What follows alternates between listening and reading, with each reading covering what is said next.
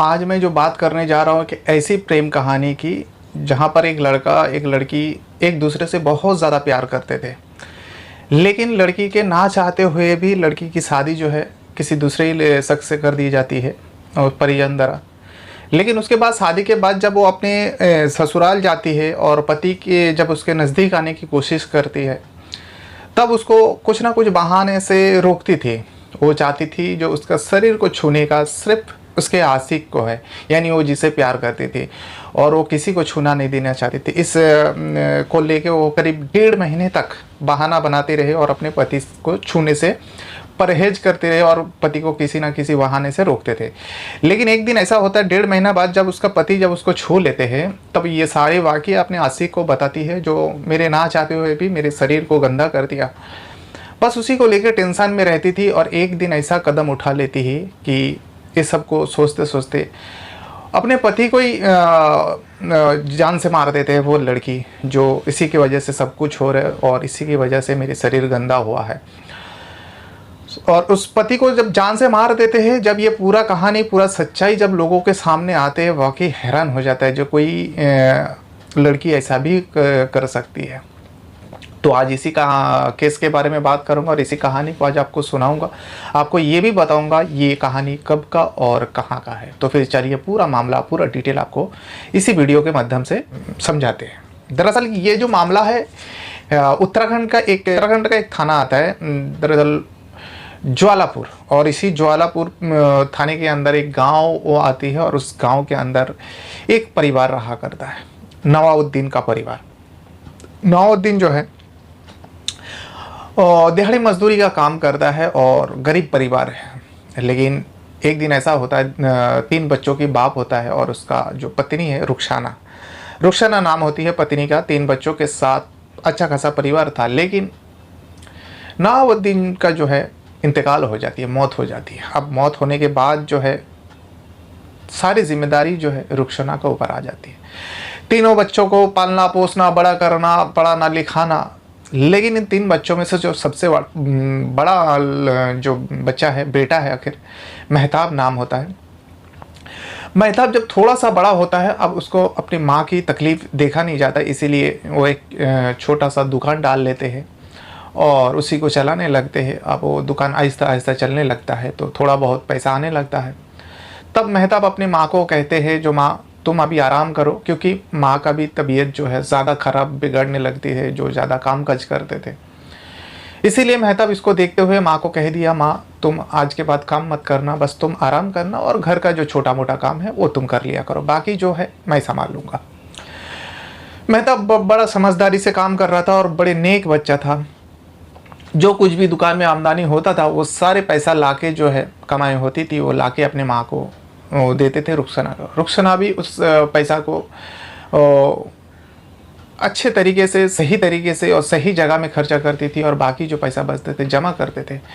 और कुछ दिन जाने के बाद रुखसाना को लगने लगे जो अब मेरे बेटे का जो है शादी करवा दूँ, मेहताब के बारे में, जो मेरे बेटे मेहताब का शादी करवा दूँ, एक बहू आ जाएगी तो मेरी जो ये तकलीफ़ है दूर है। अब मुझे कुछ भी काम नहीं करना पड़ेगी और जो घर का काम है मेरा बहू संभाल लेगी और मेरा थोड़ा बहुत जो है मदद भी हो जाएगी, जो मेरे सेवा करेगी। बस इसी को सोच के मेहताब कहते हैं जो माँ तुम्हें जो ठीक लगे वही करो, क्योंकि मेहताब बड़े नेक बच्चा होता है, माँ के खिलाफ़ कभी नहीं जाते। इसलिए जब शादी का ऑफ़र दिया तो वो भी अपनी माँ के ऊपर छोड़ दिया, माँ जो तुमको अच्छा लगे तुम वही करो। बस देखते ही देखते मैं जो रुखसाना है मेहताब की माँ एक लड़की की तलाश करती है, और जबकि मेहताब का नेचर भी अच्छे थे, दुकान चलाता था, अच्छा लड़का, नाम चीन अच्छा, आसपास सबको पता था जो मेहताब बड़े अच्छे लड़के हैं। इस वजह से जो है रुखसाना को बहुत जल्द से जल्द एक लड़की की तलाश हो जाती है। लड़की जो होती है आरजू नाम होती है और गांव से थोड़ा दूरी में दूसरे ही गांव का है। तो आरजू के बारे में जब मेहताब की माँ आरजू के माता पिता परिजनों से बात किया तो लोग भी राज़ी हो गए शादी को, क्योंकि मेहताब के बारे में वो लोग छानबीन किया, पता किया तो पता चलता हाँ लड़का बड़े अच्छा है। तो इस वजह से इस शादी को जो है राज़ी हो जाता है, शादी का दिन तय हो जाता है। लेकिन आरजू का जो पिता है, आरजू का जो अब्बू है, जब आरजू को ये सारी बात मालूम पड़ती जो उसकी शादी तय हो गई, तब आरजू एक बात अपने अब्बू को कहती है, जो अब्बू मैं ये शादी नहीं कर सकती क्योंकि मैं किसी से प्यार करती हूँ और मैं उसी के साथ जीना चाहती हूँ और उसी से शादी करूँगी। जैसे इस तरीके से बात आरजू के पिता को मालूम पड़ता है तो आरजू का पिता अब करे तो क्या करे, क्योंकि इधर फाइनल हो चुका है और जिस लड़के के बारे में आरजू बता रही थी उस लड़के को भी आरजू का पिता जानते थे, क्योंकि वो कुछ काम काज तो करता नहीं था। इस वजह से जो है आरजू का पिता जो है आरजू को कई सारे कसम दे देते हैं, जो तुम ऐसा कोई कदम मत उठाना, तुम्हें ये कसम, तुम्हें मेरी कसम, तुम मेरे मरा मुहा मुंह देखोगे वगैरह वगैरह दे देते हैं अगर तुमने इस शादी को इनकार किया तो। अब आरजू करे तो क्या करे, मजबूरन आरजू का शादी जो है 25 नवंबर 2021 को आरजू के ना चाहते हुए भी आरजू के खिलाफ मेहताब के साथ हो जाती है। लेकिन मेहताब के साथ शादी होने के बाद ही जो है अब यहाँ आ जाती है आरजू, जो है मेहताब के घर आने रहते हैं और सब कुछ सही सही चल रहा था। 4 दिन बाद जो है मेहताब फिर से मायके चली जाती है, फिर 1 दिन बाद जो है मेहताब खुद जाके लेके आते हैं, जो माँ का तबीयत ख़राब है इस वजह से फिर लेके आ जाते हैं। लेकिन एक ऐसा होता है 29 अप्रैल 2022 यानी 4 से 5 महीना होगा, नवंबर में शादी हुआ था 2021 में और अप्रैल महीने 2022 29 अप्रैल को सुबह के वक्त मेहताब की माँ जो है अपने बहू और अपने बेटे को आवाज़ लगाती है, लेकिन उन दोनों घर के अंदर थे, दरवाज़ा नहीं खोल रहे थे।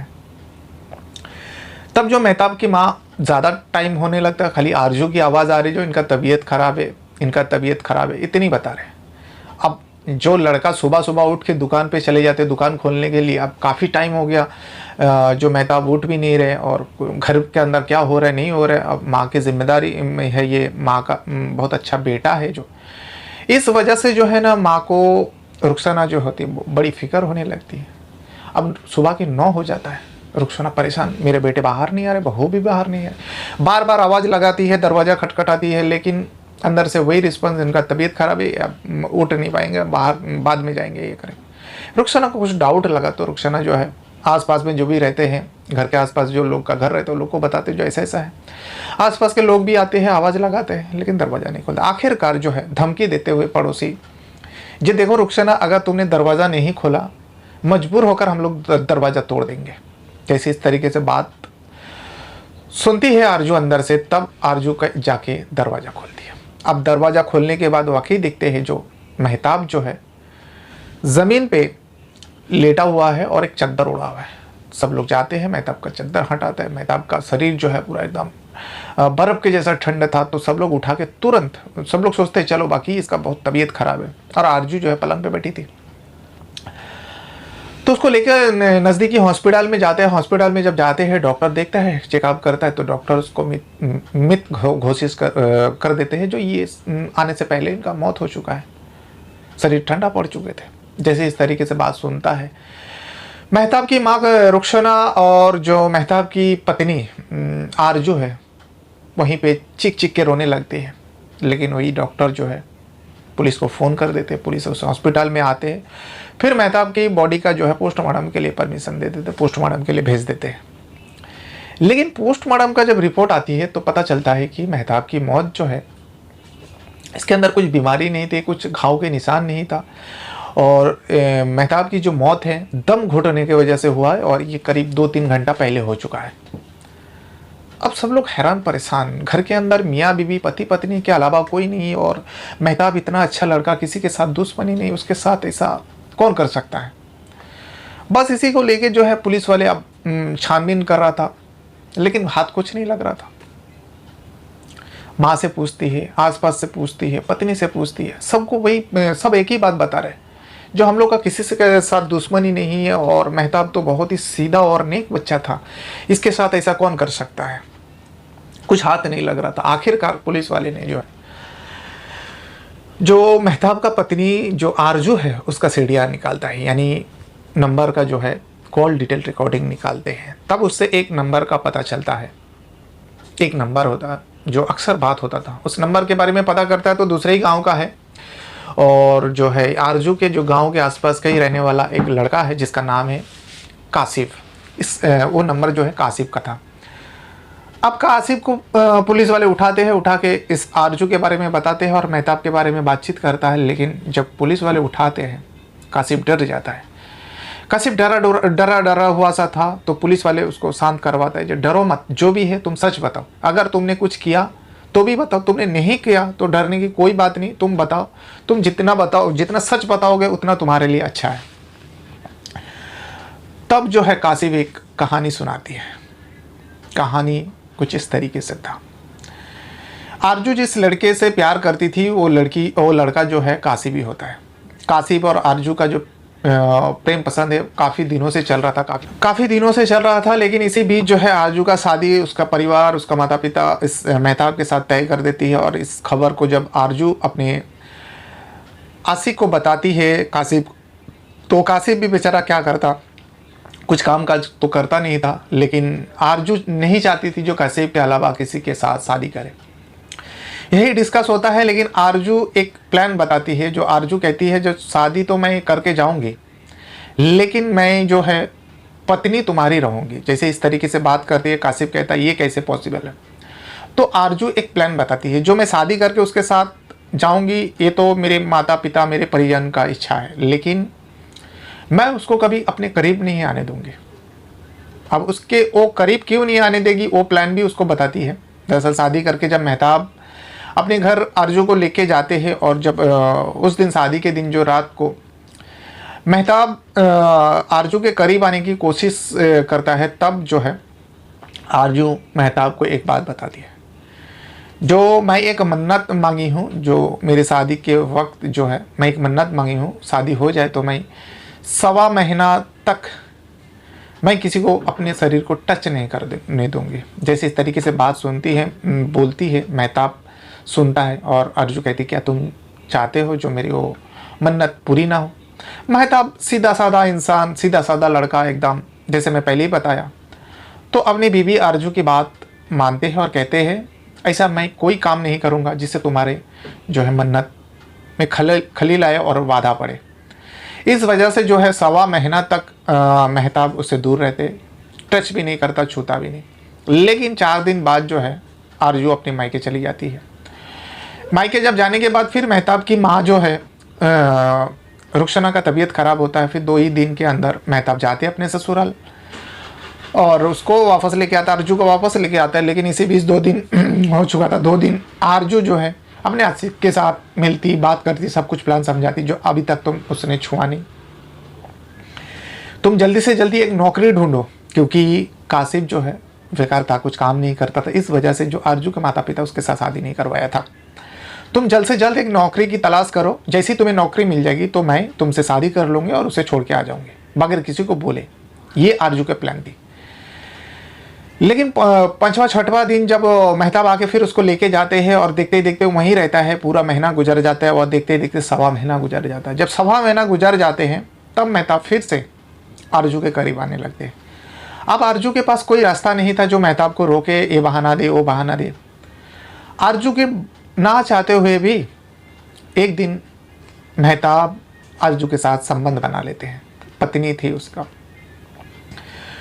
जब संबंध बन जाता है आरजू को ये सब बहुत ही गंदा, बहुत ही खिलौना काम लगता है। और दूसरे ही दिन जब मेहताब चले जाते हैं सुबह दुकान के लिए, उसी वक्त जो है फ़ोन करते ही आरजू अपने आशिक कासिफ को और बताते हैं, जो मेरे ना चाहते हुए भी मेरे शरीर को गंदा कर दिया, उसने मुझे आज मेरे से संबंध बना लिया।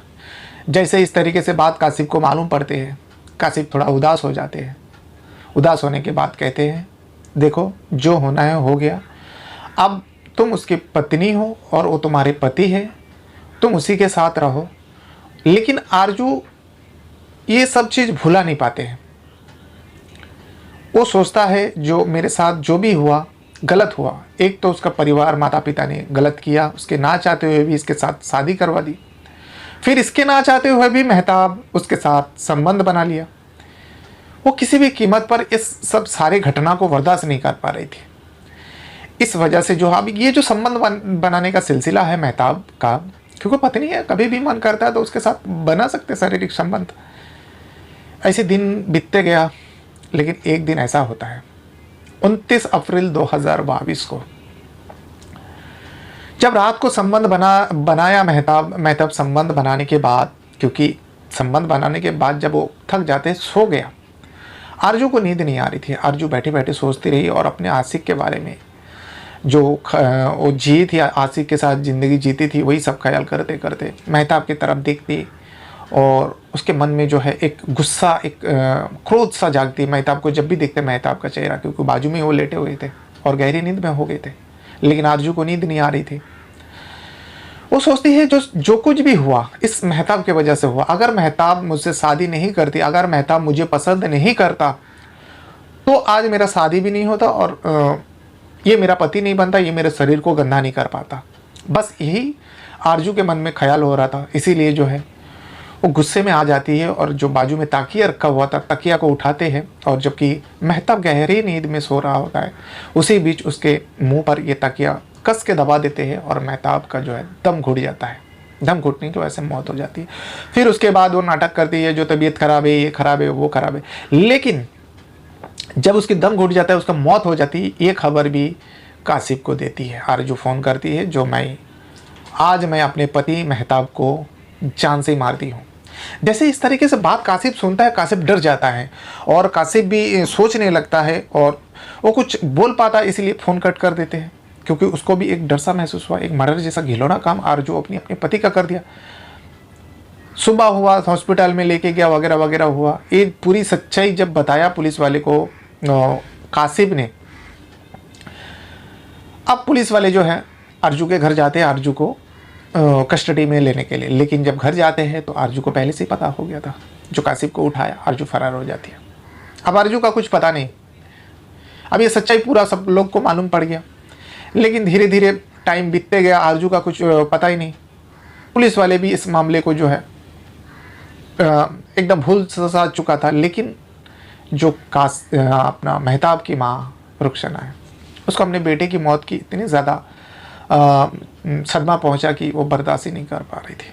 इसी वजह से, और पुलिस का भी रवैया ऐसा है, ढीला पड़ गया काम का। आरजू को कुछ पता ही नहीं। इस वजह से वो इधर उधर तलाश करती रही, किस वजह से उस रुखसाना को सज़ा दिलवाए।